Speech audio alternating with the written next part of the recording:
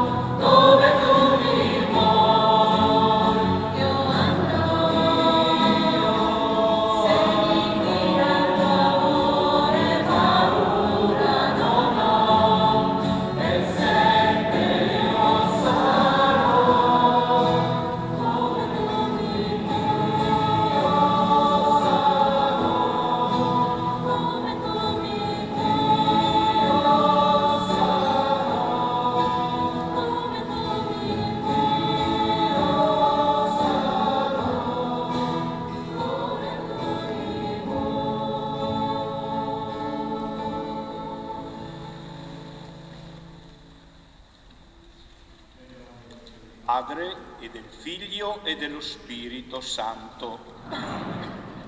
Signore, amante della vita, che ci chiama a diventare annunciatori della sacralità della vita, sia con tutti voi. Fratelli e sorelle, nella preghiera di questa sera chiediamo a Dio di metterci in ascolto della sua parola per lasciarci riempire della gioia del Vangelo. Invochiamo ora il dono dello Spirito Santo affinché ci renda capaci di difendere e promuovere la vita.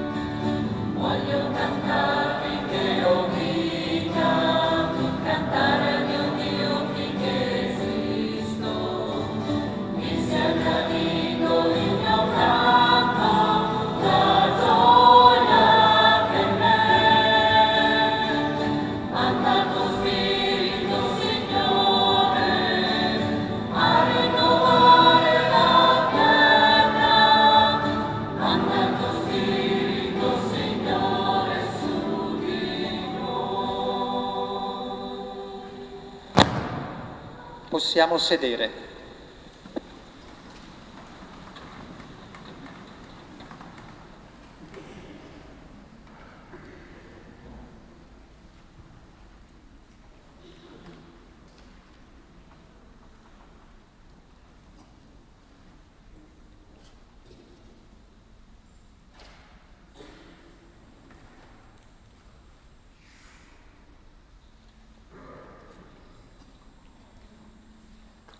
È sempre più difficile riconoscere il valore della vita, tanto che si decide di metterne fine o si tollera che venga messa a repentaglio.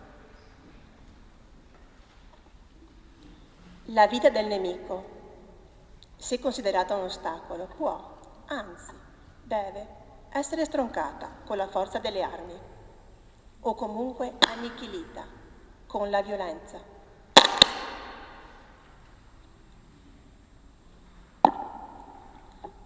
La vita del migrante vale poco, per cui si tollera che si perdano i mari o che venga violentata e sfruttata. La vita dei lavoratori è spesso considerata una merce. La vita delle donne viene vista ancora come proprietà dei maschi, per cui può essere umiliata con la violenza o soffocata nel delitto.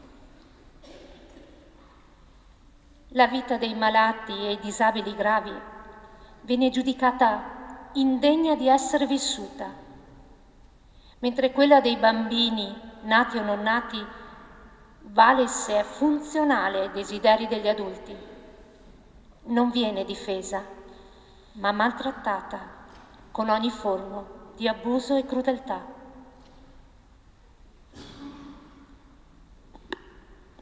Tante sono dunque le vite negate, a cui si preclude di fatto la possibilità di esistere o la pari dignità con quella delle altre persone. Ascolteremo adesso la canzone Pensa di Fabrizio Moro. Il cantautore invita ad una riflessione che va contro ogni forma di violenza, perché nessuno potrà mai impedire il concretizzarsi della giustizia. È un invito all'umanità ad avere il coraggio di combattere contro chi non ha interesse per la vita. Ognuno di noi può decidere da che parte stare.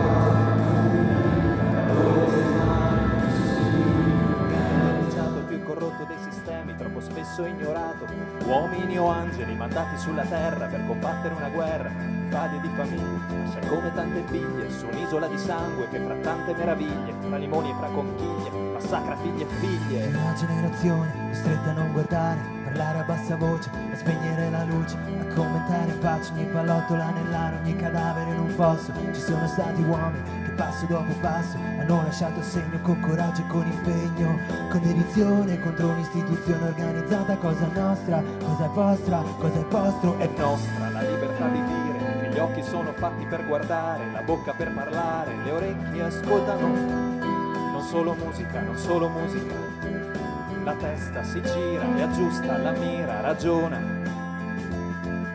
a volte condanna, a volte perdona, semplicemente pensa. Prima di sparare pensa, prima di dire, di giudicare, prova a pensare. Pensa che vuoi decidere tu, resta un attimo, soltanto un attimo di più, con la testa fra le mani. Ci sono stati uomini che sono morti giovani, ma consapevoli che le loro idee sarebbero rimaste nei secoli come parole iperboli, intatte e reali come piccoli miracoli. Idee di uguaglianza, idee di educazione, contro ogni uomo che eserciti oppressione, contro ogni suo simile, contro chi è più debole, contro chi sotterra la coscienza nel cemento. Pensa, prima di sparare pensa, prima di dire, di giudicare, prova a pensare. Pensa che puoi decidere tu, resta un attimo, soltanto un attimo di più, con la testa fra le mani. Ci sono stati uomini che hanno continuato, nonostante intorno fosse tutto bruciato, perché in fondo questa vita non ha significato, se hai paura di una bomba o di un fucile puntato. Gli uomini passano e passa una canzone, ma nessuno potrà fermare mai la convinzione che la giustizia non è solo un'illusione.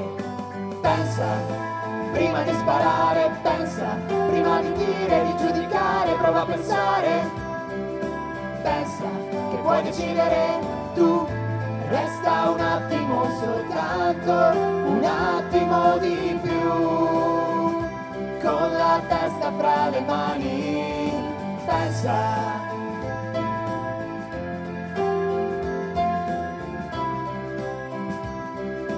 Pensa che puoi decidere tu. Resta un attimo, soltanto un attimo di più, con la testa fra le mani.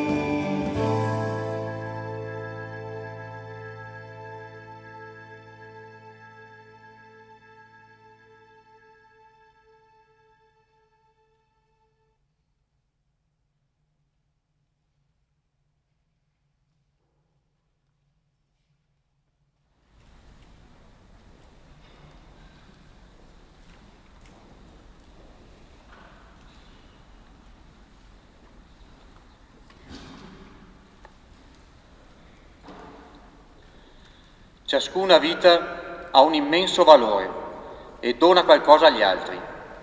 Ci sono state persone considerate insignificanti o inferiori che sono diventate punti di riferimento o hanno raggiunto un sorprendente successo, dimostrando che nessuna vita va mai discriminata o eliminata.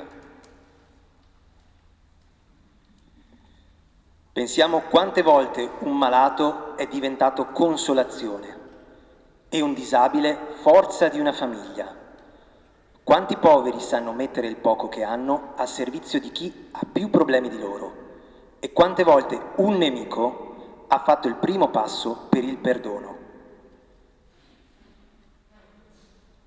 La vita, ogni vita, si rivela un dono prezioso e possiede una stupefacente capacità di resilienza per fronteggiare limiti e problemi.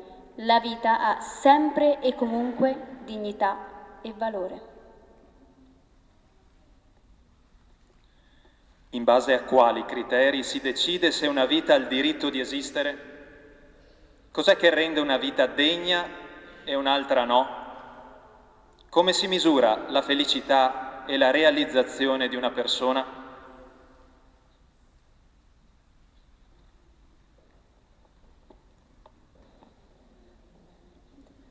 Non si può negare il valore della vita, di ogni vita. Non ne siamo padroni, né possiamo mai diventarlo. È importante che tutti, ma soprattutto i credenti, si impegnino a difendere e a promuovere la vita.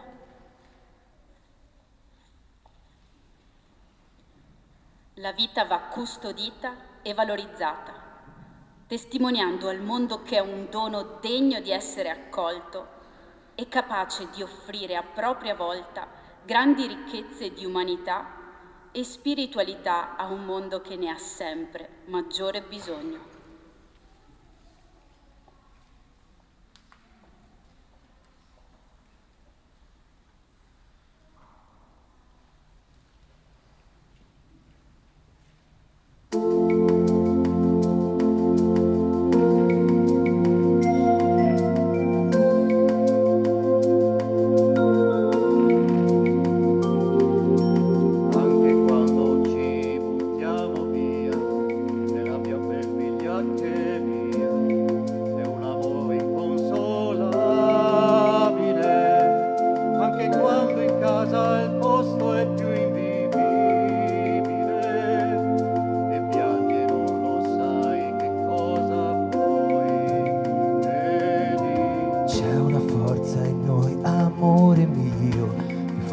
dello scintillio di questo mondo pazzo e inutile, è più forte di una morte incomprensibile, di questa nostalgia che non ci lascia mai. Quando toccherai il fondo con le dita, quando sentirai la forza della vita che ti trascinerà con sé. Amore, non lo sai, che bella via d'uscita c'è.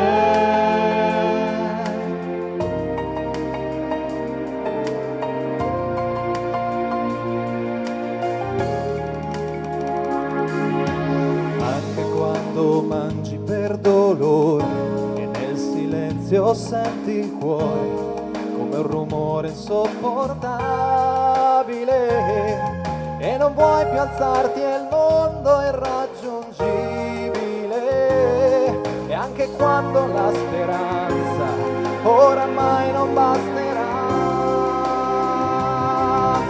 c'è una volontà che questa morte sfida la nostra dignità, la forza della vita che non si chiede mai cos'è l'eternità, anche se c'è chi la offende o chi la vende l'aldilà.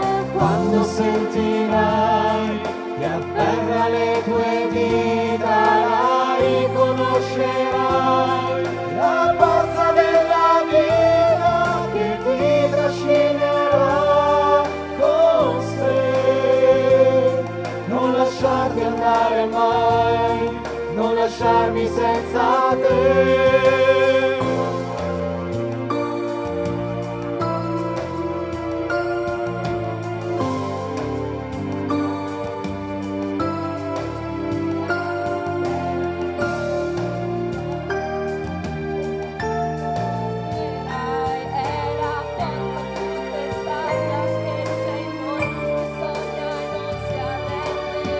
La volontà più fragile e infinita, la nostra dignità, la forza della vita che non si chiede mai cos'è l'eternità, ma che lotta tutti i giorni insieme a noi finché non fini. Quando sentirai le forze dentro di noi, l'amore mio prima o poi, la forza della vita che ti trascinerà con sé, che sussurra intenerita, guarda ancora quanta vita c'è.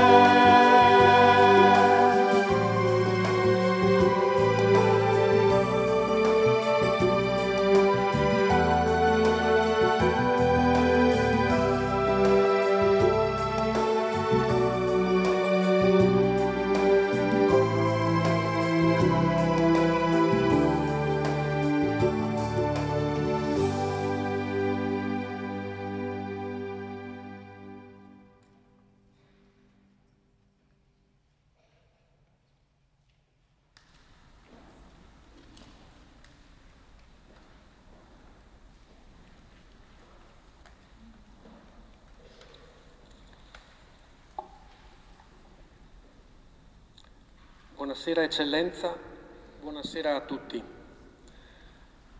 Stasera sono qui da solo, ma in realtà c'è anche mia moglie Nadia che ci sta seguendo da casa. Non è potuta essere presente, ma quando si è sposati si parla sempre in due, naturalmente. Quindi parlerò al plurale perché siamo stati invitati qui stasera come testimoni in questa serata di preghiera e di riflessione per la 46esima giornata per la vita. Perché? Ci piacerebbe che fosse semplicemente perché siamo vivi, e questa è già una ragione sufficiente per raccontare lo stupore e la meraviglia del vivere, e ognuno di noi, ognuno di voi potrebbe farlo qui al mio posto e raccontare qualcosa di importante e che sia di esempio per molti.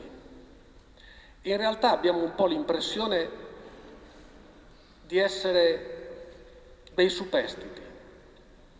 Intanto perché siamo sposati da oltre 30 anni, li abbiamo festeggiati nel 2023, abbiamo ancora fede in Gesù Cristo e nonostante una figlia con disabilità grave, la nostra famiglia non è crollata. Sappiamo che avere un figlio con disabilità è un'ipotesi remota, ma quello di cui vorremmo parlare e dialogare con voi è soffermarci soprattutto sull'inevitabile sofferenza che accompagna la vita umana e di cui nostra figlia è un simbolo evidente. Non non abbiamo nulla da insegnare naturalmente, semplicemente portiamo la nostra esperienza e l'evoluzione del pensiero, che per noi è stato un cambiamento, è stata una conversione, riguardo a fede e sofferenza, e come queste due realtà contribuiscono ancora oggi al consolidarsi del nostro matrimonio. Può darsi che qualcosa di queste parole di questa sera resti e contribuisca alla crescita personale di qualcuno, o perlomeno sedimenti delle domande. Nostra figlia Maddalena è nata nel 1996 con una grave disordine cromosomico, la trisomia 13. Ecco, noi stimiamo che in Italia in quell'anno ne siano nati non più di 50. Lei non cammina, non parla, non si alimenta da sola, porta il pannolone e ha un grave ritardo mentale. Ciò nonostante è una persona allegra, giocosa, coccolona, socievole e crediamo molto felice, oseremmo dire realizzata. Fin da subito c'era stato detto che la sua vita sarebbe stata breve, 6 mesi, massimo 1 anno, ed eravamo preparati a perderla. Invece, non avendo malformazioni cardiache che sono spesso presenti, è ancora viva ed anche in buona salute. Al punto 2 del messaggio dei Vescovi per questa giornata è scritto: eppure, se si è capaci di superare visioni ideologiche, appare evidente che ciascuna vita, anche quella più segnata dai limiti, ha un immenso valore ed è capace di donare qualcosa agli altri. Già, cosa dona Maddalena agli altri? Oltre a suscitare sentimenti di compassione, pietismo, pena, commozione o dispiacere. Diciamo di più, cosa dona di prezioso ai cristiani Maddalena? Pazienza, certo mitezza, fatica, servizio, ma soprattutto un atteggiamento che abbiamo dimenticato o forse mai vissuto nella fede. Protesi come siamo a guadagnarci il paradiso con le nostre opere o a sforzarci di mettere in pratica il comandamento dell'amore al prossimo, scordandoci forse che se possiamo amare è perché qualcuno prima ci ha amato e ci ama. Ed è solo dall'accettazione meravigliata di questo amore che possiamo provare a ricambiare amando gli altri. Maddalena ci insegna che prima è necessario accogliere e lei, che necessita di tutto, che dipende dagli altri anche solo per girarsi nel letto di notte, e noi lo sappiamo bene, ci ricorda che il nostro Dio ci ama di un amore immenso e gratuito, del tutto immeritato secondo i nostri canoni, che la nostra vita dipende in tutto da questo amore, senza il quale nulla esisterebbe. Solo così sapremo donare amore.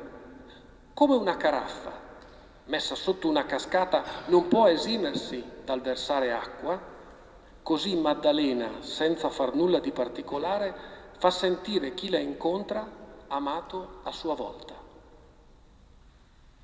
Distogliamo ora l'attenzione da lei per un attimo e riflettiamo sul senso di ciò che è capitato alla nostra coppia, nella sua doppia accezione, senso come significato e senso come direzione. Per molti, anche parenti, fin da subito la nascita di Maddalena ha rappresentato una disgrazia. Pensiamo nella parlata comune come può essere valutata una nascita, una mancanza di grazia. Questo vuol dire disgrazia. Dio cioè avrebbe negato il suo favore e quindi punito i genitori. È un pensiero più comune di quel che si pensi. Possiamo definirlo forse un concetto da Vecchio Testamento? Nelle sue pagine in più occasioni vengono narrate le possibili punizioni di un Dio violento e vendicativo, senza considerare che oltre ai genitori, in questo caso, anche un essere certamente innocente viene volontariamente condannato ad una vita molto difficile. credete possibile? Si avvicina all'immagine che vi è stata trasmessa di Dio? Eppure Nadia e io eravamo una coppia quasi da ammirare. Cattolici, oratorio, volontariato, gruppi vocazionali. Allora, perché proprio a noi? Di cosa avremmo dovuto essere puniti? Altra spiegazione. Dio mette alla prova coloro che ama. Quante volte lo abbiamo o avrete senz'altro sentito. Anche qui la prova in questione riguarderebbe il mantenere la fede anche nella sofferenza. E cosa c'è di più doloroso che vedere un figlio che soffre? Se la tua fede non dubita neanche in quella circostanza, allora sei meritevole dei favori divini. Anche in questo caso però chi ci va di mezzo è una creatura innocente, come Maddalena. Questo come vi suona? Plausibile? Si accorda con l'immagine che avete di Dio? Ci è stato insegnato che Dio è amore e tra gli aggettivi che gli si attribuiscono ci sono buono e onnipotente. Gesù stesso dice che Dio solo è buono e sul fatto di essere onnipotente, se non lo fosse non sarebbe nemmeno Dio, mi pare? Allora come reagiamo davanti alla sofferenza, soprattutto alla sofferenza innocente? O tutte quelle tragedie di cui è inutile fare un elenco dettagliato, piccole o grandi, pubbliche o private? Perché se Dio è buono e non può impedire il loro realizzarsi, vuol dire che non è onnipotente. Mentre se Dio è onnipotente e non si oppone, vuol dire che non è buono. Tertium non datur, dicevano i latini. Che ne pensate? Queste domande non sono certamente nuove, anzi, fino dagli albori del pensiero astratto, ben prima del cristianesimo, l'uomo ha cercato risposte e maggiori conoscenze della realtà, della vita e di Dio, per dimostrarne la presenza oppure l'assenza. Possono rimanere argomenti filosofici di un ben modesto interesse. Ma quando quel postino grigio e smunto del dolore viene a bussare alla tua porta e ha una lettera per te, allora se vuoi queste domande assumono una valenza fondamentale nella tua vita spirituale, se la coltivi. Dicevamo senso come significato e senso come direzione. È indubbio che la presenza di Maddalena ha dato una decisa sterzata alla nostra vita di coppia, come e più di un figlio sano. Infatti noi siamo qui anche perché lei ha frequentato dall'età di 4 anni e fino a 10 anni fa l'istituto La Nostra Famiglia di Conegliano. Ci siamo trasferiti da Brescia perché è stata offerta la possibilità di iniziare un'esperienza comunitaria con i padri deoniani a Costa, qui a Conegliano. Padre Daniele, che ancora vive qui e che ha celebrato il nostro matrimonio e che ha battezzato Maddalena, ci ha voluto coinvolgere in questo progetto che ha affiancato nella costruzione della medesima comunità famiglie, quindi i cosiddetti laici, e religiosi che condividono la vita. E Casa Deon, così si chiama questo luogo, è molto vicino alla nostra famiglia. Dal 2000 per 6 anni siamo stati in comunità, poi per motivi soprattutto logistici, abitavamo al secondo piano, ci siamo trasferiti in una casa a piano terra a Soligo. Queste scelte di coppia, ma anche quelle personali riguardanti il lavoro, per esempio il part-time, il trasferimento da Brescia a qui, un viaggio di 6 mesi in camper quando Maddalena aveva 2 anni, convinti che non sarebbe sopravvissuta, la stessa idea di avere altri figli che si è concretizzata con la nascita di Elena nel 2000, la costruzione, la fondazione di una associazione di famiglie unica in Italia, Soft Italia, che si occupa delle famiglie che hanno figli con trisomia 13 e 18. Ecco, questo rappresentano il senso che la nostra vita ha preso, il modo che noi due abbiamo scelto di rispondere ad un fatto così sconvolgente che poteva anche abbattere quello che avevamo costruito, ma soprattutto l'idea, il sogno di ciò che noi ritenevamo giusto costruire. Qualcuno ha scritto che la vita è il 10% quello che ti capita e il 90% il modo in cui reagisci. Se ricordate, nella parabola della casa costruita sulla roccia o sulla sabbia, Gesù dice: cadde la pioggia, strariparono i fiumi, soffiarono i venti e si abbatterono su quella casa. Lo dà per scontato. Sempre nella vita accadono tragedie piccole e grandi. Come reagiamo? È un inganno pensare che la fede e le pratiche religiose siano un parafulmine alle difficoltà della vita. È un'idea pagana, magica, ancora oggi attuale purtroppo. Se così fosse, la vita terrena di Gesù, il Figlio di Dio, sarebbe stata priva di ogni sofferenza e lui sarebbe stato l'eroe osannato dalle folle. Invece è perfetta, proprio perché lui ha vissuto una vera vita umana, fatta di chiaroscuri, di gioie e incomprensioni, di amicizia e inganno, di morte e resurrezione. Ecco la ragione per affidarsi a lui. Dimostra che non è distante dalle nostre fatiche, anzi le condivide e rimane fedele, ama fino in fondo, fino alla fine, dice San Giovanni. Non tradisce mai, anche davanti ai nostri voltafaccia. L'immagine che Gesù trasmette è quella di un Dio accogliente, innamorato, che vuole per noi solo il bene e mette a sua volta noi in grado di fare il bene. L'amore che proviamo l'uno per l'altra ha Lui come fonte e quindi, se lo desideriamo, è inesauribile, perché possiamo essere sempre ricaricati. Questo è l'auspicio e l'augurio con quale terminiamo, che anche nei momenti bui della vostra vita vi ricordiate che Gesù Cristo ha sempre la possibilità di risollevarvi e rimettervi in cammino, perché, come scrive San Paolo, nulla potrà mai separarci dall'amore di Dio.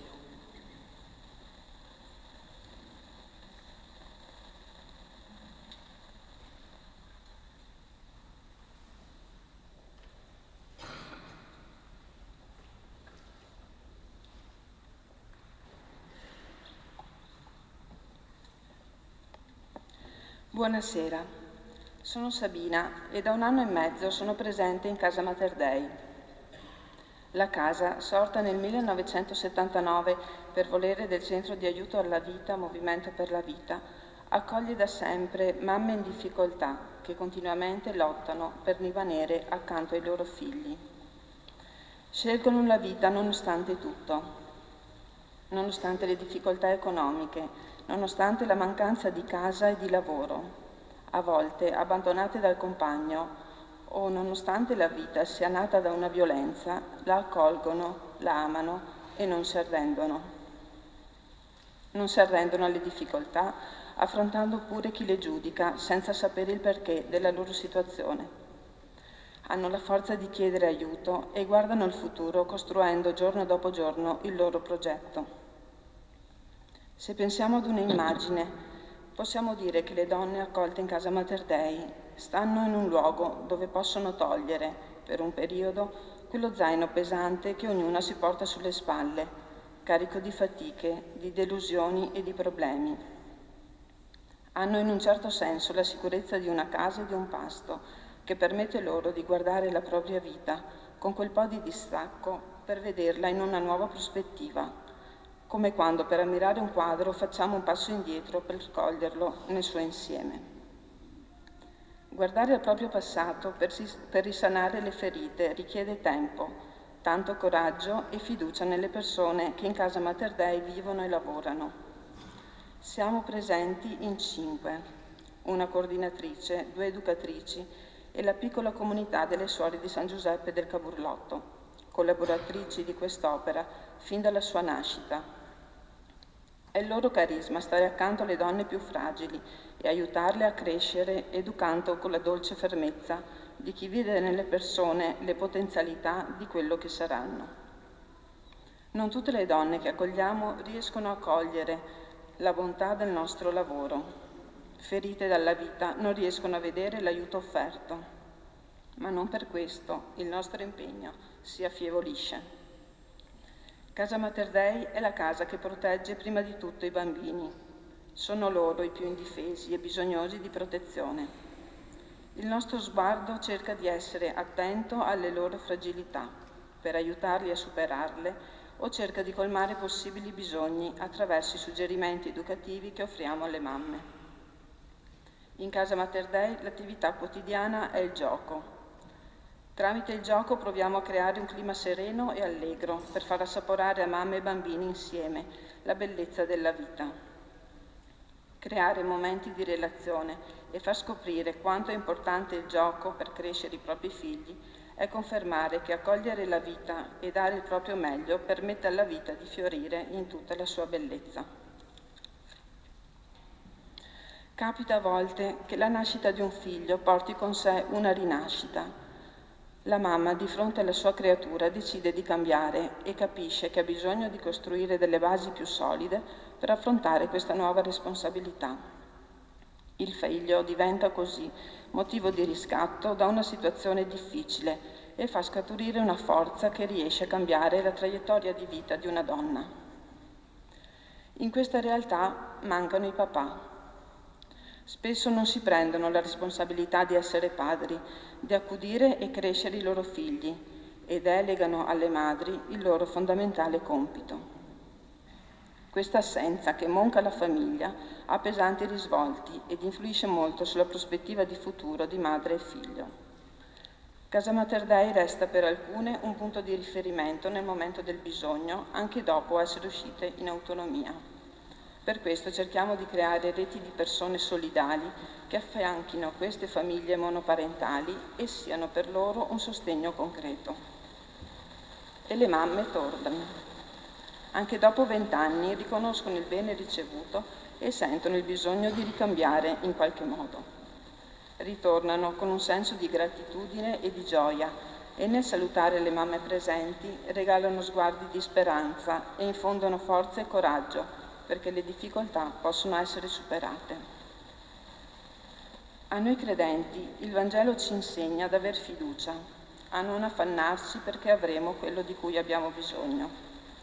Con questa certezza ogni giorno affrontiamo, insieme alle mamme, le sfide che la vita ci mette davanti e cerchiamo incessantemente soluzioni e prospettive nuove. La forza viene dalla parola, perché è scritto che il Signore consola il suo popolo e dà misericordia dei suoi poveri, e noi tocchiamo con mano la provvidenza che si fa passeggino gemellare, alimenti, farmaci, appartamento, auto, materasso, contributo economico oppure stoviglie, che arrivano sempre al momento giusto per soddisfare quel bisogno. Ringrazio per questa opportunità che la vita mi ha dato, ammiro il coraggio delle mamme, mi stupisco davanti al volto dei bambini e credo nel mandato di Casa Mater Dei, che in questo periodo di grandi difficoltà sociali continua il suo servizio alla vita nascente per farla sbocciare.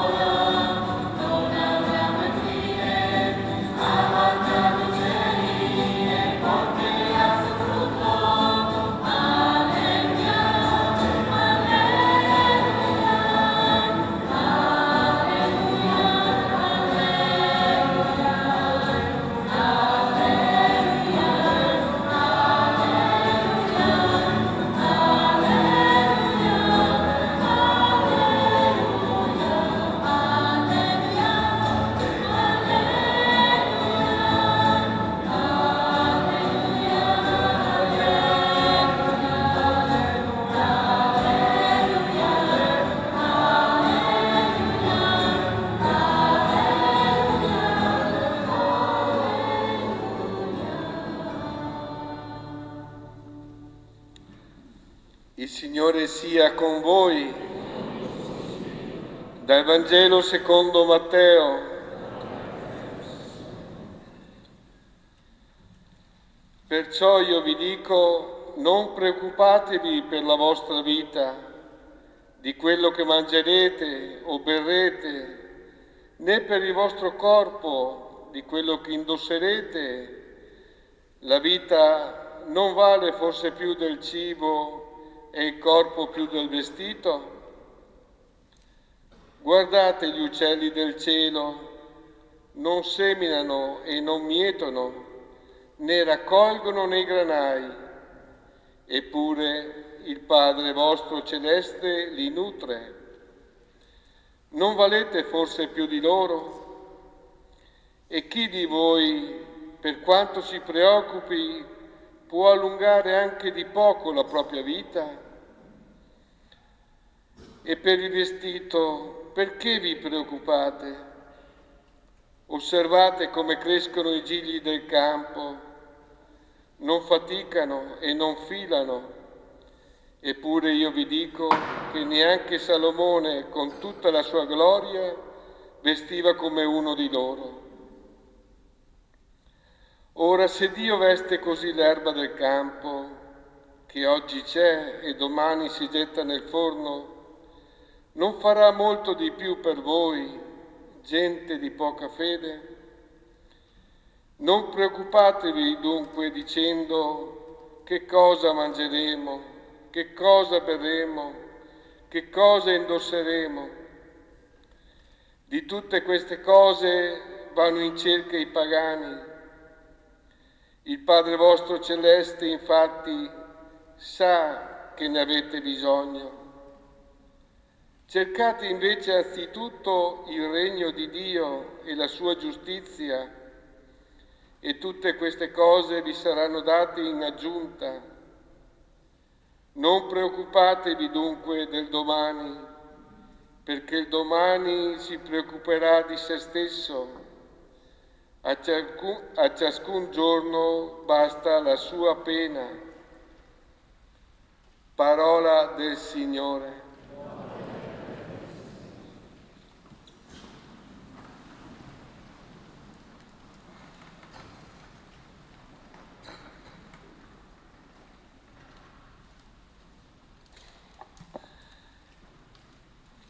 Qual è il senso di questa pagina evangelica che certamente è bella e affascinante, non sempre però è così facile comprendere? Qual è il senso? Forse Gesù vuole deresponsabilizzarci di fronte a cose che certamente sono importanti, come il mangiare, il bere, il vestire. Non preoccupatevi del mangiare. Forse vuol dirci che dobbiamo vivere aspettando che qualcun altro si preoccupi di questo. Che so io, lo Stato, la previdenza sociale, la Caritas, la San Vincenzo. Evidentemente no. Gesù ci dice: per quanto riguarda la vostra vita, non mettete al primo posto, quasi fosse l'unica cosa a cui pensare, il mangiare, il bere, il vestirsi. Certamente sono cose importanti, molto importanti, ma non sono le più importanti.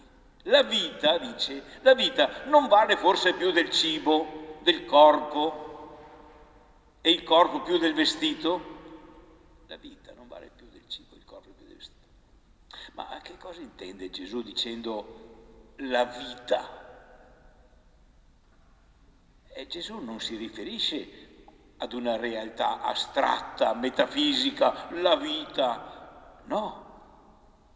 Egli intende parlare delle persone viventi. Quella persona vivente che sei tu, quella persona vivente che è tuo amico, quella persona vivente che è Maddalena, quelle persone viventi che sono le mamme alla Mater Dei, quelle persone viventi che sono gli uomini e le donne attorno a te. Queste persone viventi valgono in sé stesse e valgono più di quanto vale il loro cibo, più di quanto vale la loro bevanda, più di quanto vale il loro vestito. Tutte queste cose contribuiscono certamente alla tua vita, ma non sono la tua vita. Stanno attorno a te, ma non sono te. L'uomo vale più per quello che è che per quello che ha. Il valore più importante, in altre parole, sono le persone viventi. Le persone viventi. Questa è la vita. Le persone viventi. Esse sono un valore in se stesso, un valore di cui ringraziare il Signore, un valore di cui scoprire giorno dopo giorno il senso e l'importanza, al di là di come sono vestite, al di là di ciò che mangiano, al di là delle loro ricchezze, al di là della loro importanza sociale e così via. La persona vivente non vale forse più del cibo e il suo corpo più del vestito? Potremmo esprimere così la parola di Gesù. La persona vivente non vale forse più del cibo e il suo corpo più del vestito? Messa così la cosa, possiamo allora davvero applicarla alle tentazioni di negare tante vite umane, tante persone viventi, a cominciare dal bambino ancora non nato, per finire al malato colpito da una malattia inguaribile. La tentazione di negare il valore di queste persone viventi a partire da fattori esterni alla loro realtà vivente. Magari non è sempre il cibo, il vestito, ma altre cose. Negare le persone viventi a motivo della loro salute, che è precaria, che è compromessa. Le buttiamo. L'età è un vecchio. Le capacità fisiche o intellettuali, la rilevanza sociale, il fatto che siano stranieri, è una tentazione molto forte, come ci è stata ricordata dal primo brano che abbiamo letto all'inizio della veglia, che parlava tutto di vite negate. Era un elenco impressionante. Ed è una tentazione però a cui resistere, non tanto in nome di un vitalismo astratto e ideologico, quanto piuttosto a partire dal valore che ogni persona vivente ha agli occhi di Dio e che deve quindi avere davanti agli occhi di ciascuno di noi. Fra poco vivremo un segno, ci verrà consegnato, non l'ho visto ma ho letto sulla veglia, un doblone. E per dirci che cosa? Per dirci questo: c'è dell'oro in ogni persona vivente, c'è dell'oro in ogni persona vivente. Magari la superficie potrà essere sporca, rovinata, non riconoscibile, e tuttavia c'è dell'oro in ogni persona. C'è qualcosa cioè di più grande di tutto ciò che questa persona può avere o non avere. È questa la forza della vita che deve continuamente sorprendersi al di là delle nostre fatiche, delle nostre delusioni e delle tentazioni che possono assalire la nostra mente e il nostro cuore. Il Signore, abbiamo pregato poco fa e riprendiamo questa frase, il Signore, amante della vita, che ci chiama a diventare annunciatori della sacralità della vita, sia davvero con tutti noi.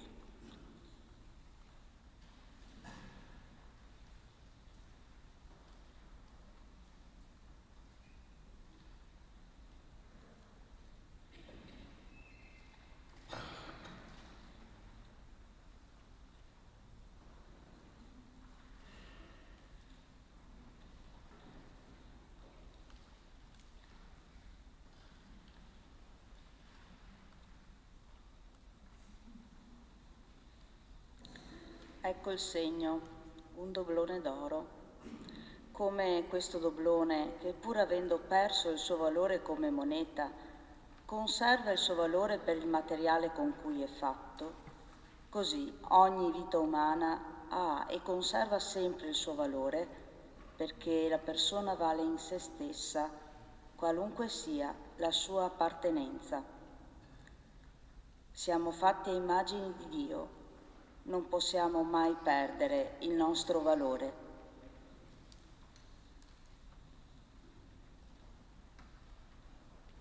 Siete invitati ad avvicinarvi per ricevere questo piccolo segno.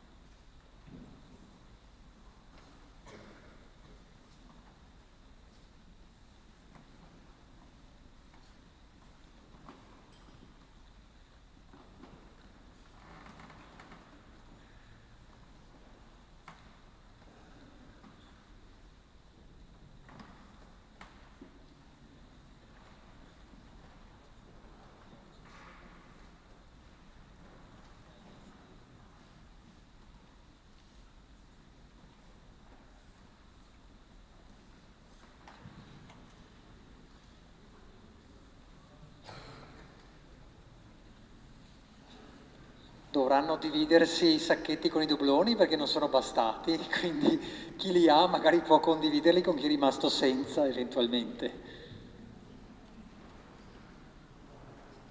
Ora vivremo il tempo di adorazione eucaristica, il nostro vero doblone d'oro che è Gesù, e quindi ci prepariamo con il canto d'esposizione.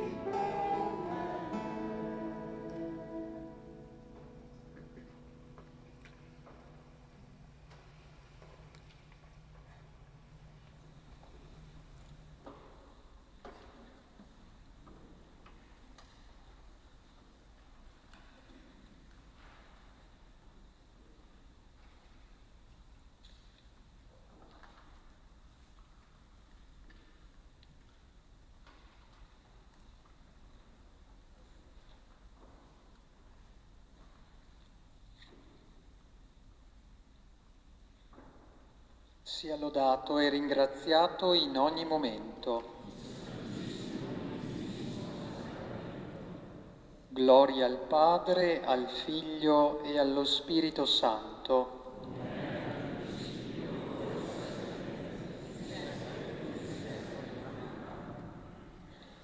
Sia lodato e ringraziato in ogni momento. Gloria al Padre, al Figlio e allo Spirito Santo.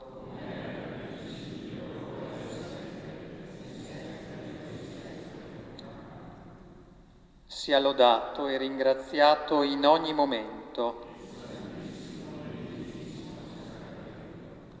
Gloria al Padre, al Figlio e allo Spirito Santo.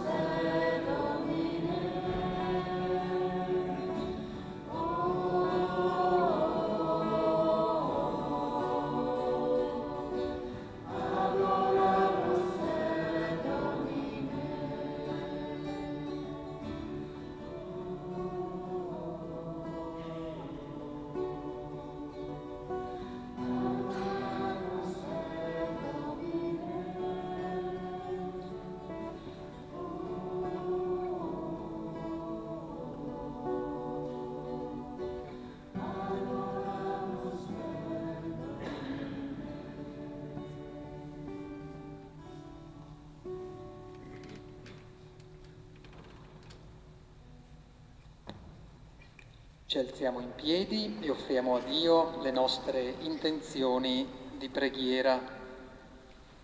Preghiamo insieme e diciamo: Dio della vita, ascoltaci.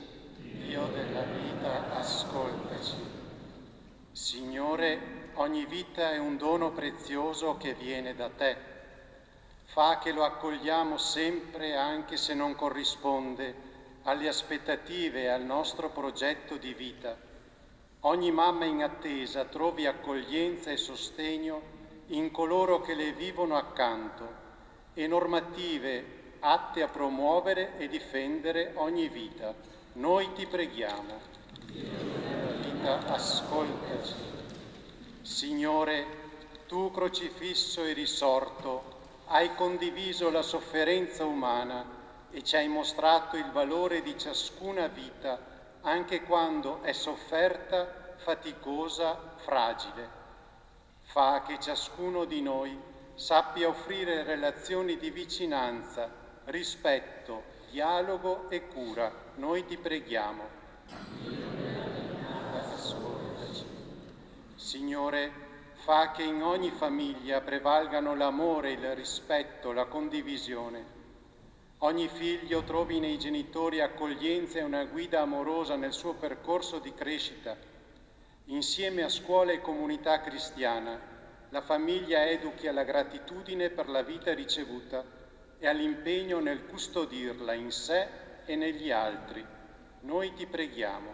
Della vita, ascoltaci. Signore, ogni persona e soprattutto i giovani siano aiutati a trovare il valore e il senso della vita, perché non abbiano mai a sprofondare nella solitudine che porta ad angoscia e disperazione. Confidino nella provvidenza di Dio e possano incontrare persone pronte a sostenerli e accompagnarli. Noi ti preghiamo. Nella vita, ascoltaci.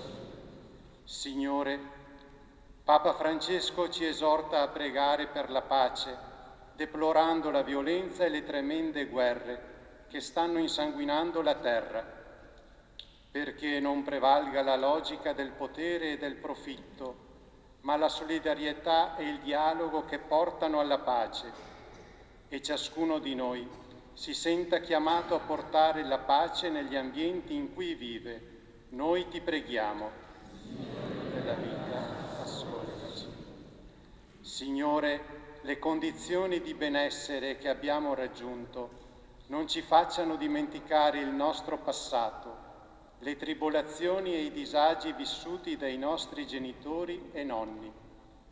Oggi tanti fratelli in fuga dalle guerre, dalla miseria, dalle violenze, per cercare pace e vita dignitosa, bussano alle nostre porte. Perché cresca una cultura di accoglienza e di integrazione, noi ti preghiamo. Signore della vita, ascoltaci. E concludiamo queste invocazioni cantando insieme la preghiera che Gesù ci ha insegnato. Padre nostro, che sei nei cieli, sia santificato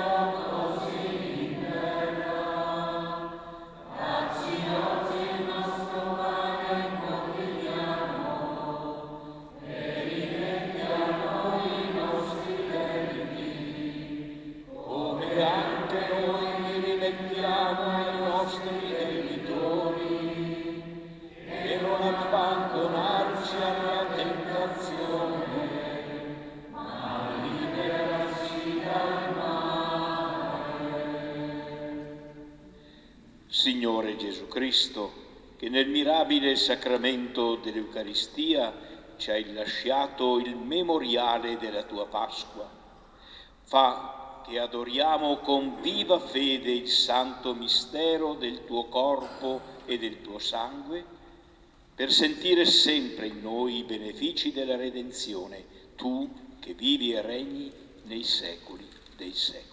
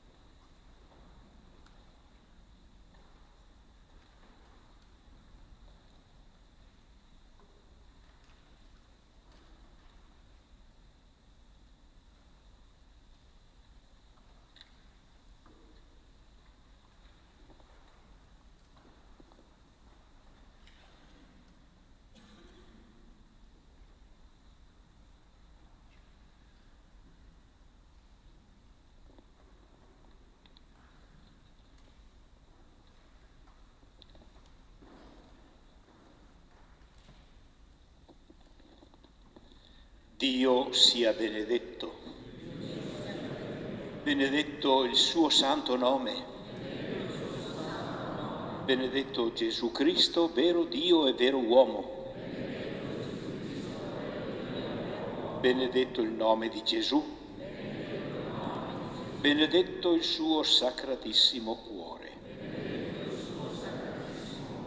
benedetto il suo preziosissimo sangue, benedetto Gesù nel Santissimo Sacramento dell'altare. Benedetto lo Spirito Santo Paraclito.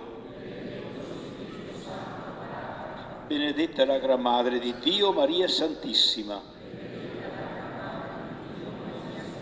Benedetta la sua santa e immacolata concezione.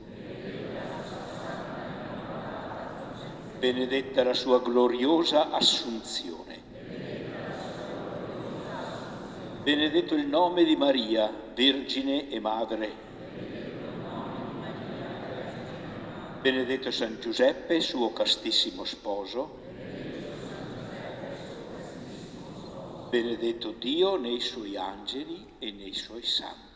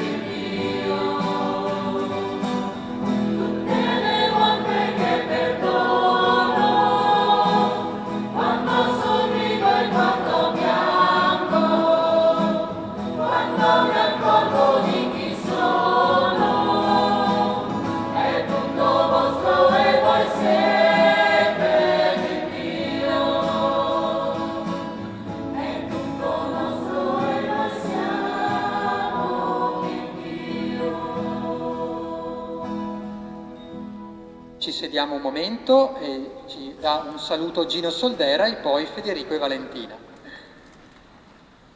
Bene, grazie, Sua Eccellenza. Volevo informare che anche quest'anno si farà l'edizione, la seconda edizione del progetto, del corso, dalla generatività alla genitorialità. Ecco, questo è un progetto, un corso unico nel suo genere ed è finalizzato a promuovere la natalità nell'area vittoriera o nell'area vasta. Dicevo che è unico nel suo genere perché non è che offra servizi, non dà benefit di natura economica per favorire la natalità, ma per stare con le parole di Sua Eccellenza cerca soprattutto di mettere in evidenza l'importanza del nostro essere rispetto al nostro avere. Ed è questo un discorso estremamente importante, perché naturalmente dentro di noi ci sono delle energie, ci sono delle forze, le coppie, i futuri genitori naturalmente possono ritrovare queste forze, queste energie per casomai decidere di mettere al mondo un figlio. Sappiamo che nel fare questo non è una cosa facile. Si dice che il mestiere del genitore è il mestiere più difficile in sostanza del mondo. Ebbene, questo corso è unico nel suo genere anche perché comincia ad affrontare il tema della genitorialità a partire dalla generatività, cioè da prima del concepimento, e aiuta a capire ad esempio l'importanza della vita prenatale, che è naturalmente a fondamento della nostra esistenza perché è la prima fase della nostra vita. E poi naturalmente aiuta a migliorare, a conoscerci, a migliorare le relazioni, ma soprattutto aiuta a capire chi è il bambino. La motivazione della denatalità oggi è spesso legata all'idea che si sta facendo del bambino, che il bambino è un problema, il bambino è fonte di stress, il bambino è limitazione. In realtà il bambino è il primo patrimonio dell'umanità e se noi sappiamo scoprire il bambino, lui ci donerà tutti i tesori, tutte le risorse che ci sono dentro di lui, che sono naturali e che aspettano solo ad essere colte. Ecco, questo corso inizierà ad aprile. Chi è interessato, laggiù c'è una locandina, se potete prenderla e esporla nella vostra parrocchia, e poi ci sono anche dei depliantini con il programma del corso. Grazie.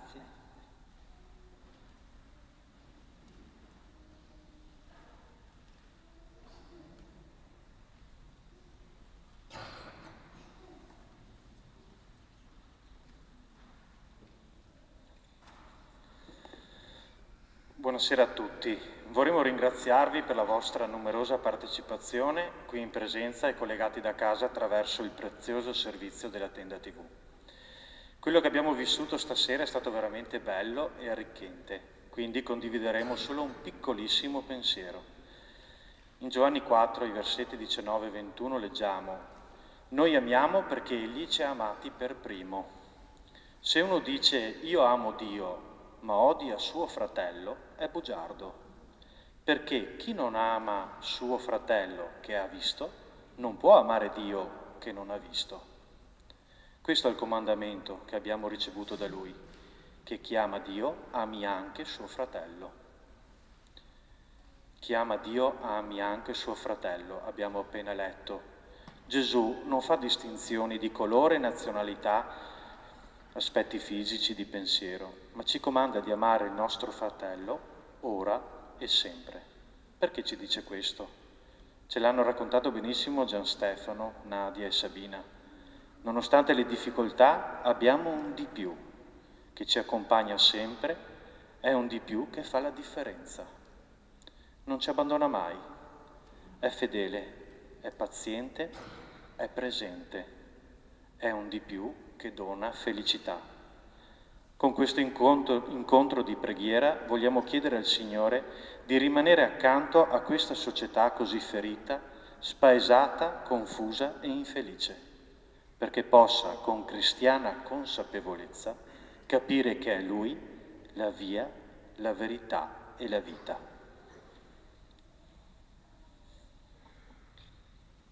Permetteteci di ringraziare le tante persone che hanno contribuito alla realizzazione di questa serata, tra le quali il nostro Vescovo per la sua presenza costante, la Casa Mater Dei, il Centro Aiuto per la Vita e il Movimento per la Vita di Vittorio Veneto per il loro costante e prezioso servizio, il bellissimo gruppo Ali Estese per le emozioni che ci ha regalato stasera, la parrocchia ed il coro di San Martino e Rosa di Conegliano per l'ospitalità, la tenda TV e l'azione per il prezioso servizio di informazione. Il vostro è spesso un lavoro dietro le quinte, ma è essenziale per la nostra comunità. La Commissione Famiglia Diocesana, per aver realizzato questo momento di preghiera, che incessantemente, con gioia e gratuità, si impegna al servizio delle famiglie. Vi ricordiamo infine che questo weekend, in occasione della 46esima giornata nazionale per la vita e dell'iniziativa Un fiore per la vita, nelle nostre parrocchie troverete le consuete primule. Vi ringraziamo fin d'ora per le offerte che vorrete lasciare. Siate generosi, il ricavato andrà in parte alla Casa Mater Dei ed in parte al Centro e Movimento per la Vita di Vittorio Veneto, per sostenere le famiglie in difficoltà. Grazie a tutti, amate e cambiate il mondo.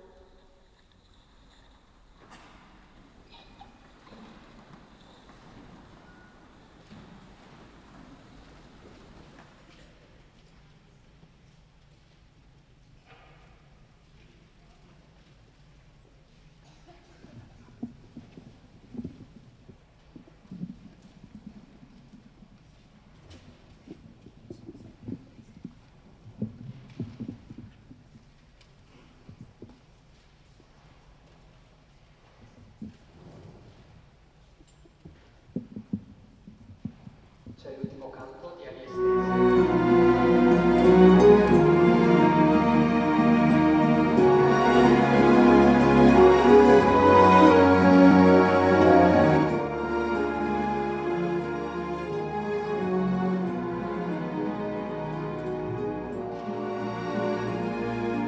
Ama e cambia il mondo, ama e accendi il buio, grida la tua presenza, ama e cambia il mondo.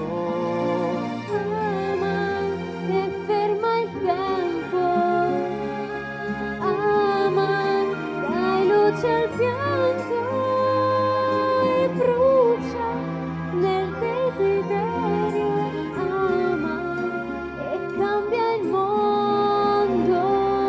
Ama con ogni forza, ama senza paura, dona ogni respiro, ama e cambia il mondo, ama e cambia il mondo, ama fino al delirio, grida la tua presenza, ama e cambia il mondo, ama, non c'è peccato, ama con le tue mani, brucia nel desiderio, ama e cambia il mondo, ama e ferma il tempo, ama e dai speranza, dona vita alla vita, ama e cambia il mondo, ama senza confine, senza paura, passa ogni muro, con ogni forza, ama e cambia il mondo.